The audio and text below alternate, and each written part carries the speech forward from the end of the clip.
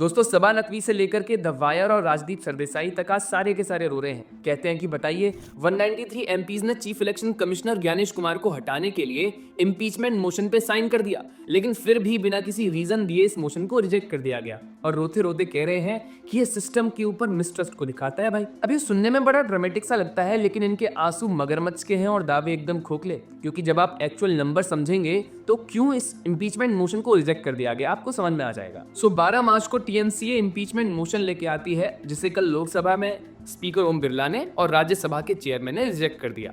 अब इसमें फाइंडिंग्स को देखिए जरा। पूरे संसद की कुल स्ट्रेंथ 788 एमपीज की है, 543 मेंबर्स लोकसभा में है और 245 राज्यसभा में।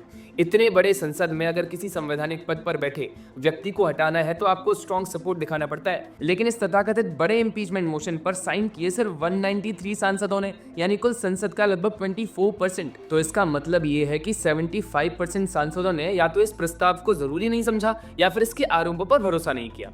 ऐसे में इसे सिस्टम का बढ़ता मिसट्रस्ट बताना खुद आंकड़ों का मजाक उड़ाने जैसा नहीं हुआ। और दिलचस्प बात तो यह है कि विपक्ष जिस इंडी ब्लॉक की ताकत का दावा करता है, कागज पर उसके पास करीब 309 सांसद हैं, लेकिन उनमें से भी सिर्फ 193 ने ही साइन किया, यानी अपने ही गठबंधन के 100 से ज्यादा सांसदों ने दूरी बना ली।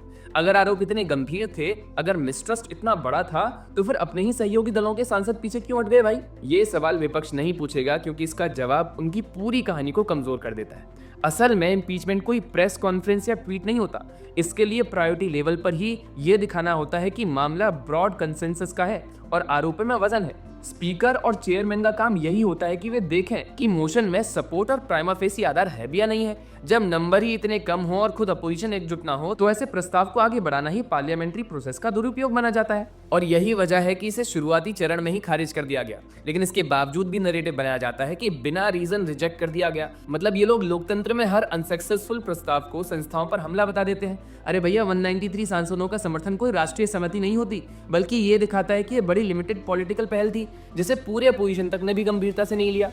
ये एपिसोड हमें ये बताता है दोस्तों कि क्यों आज पूरा अपोजिशन अपनी क्रेडिबिलिटी खो रहा है, क्योंकि ये लोग बिखर रहे हैं और कैसे ये इकोसिस्टम इस फेल्ड अपोजिशन के आज भी तलवे चाटने में बिजी है।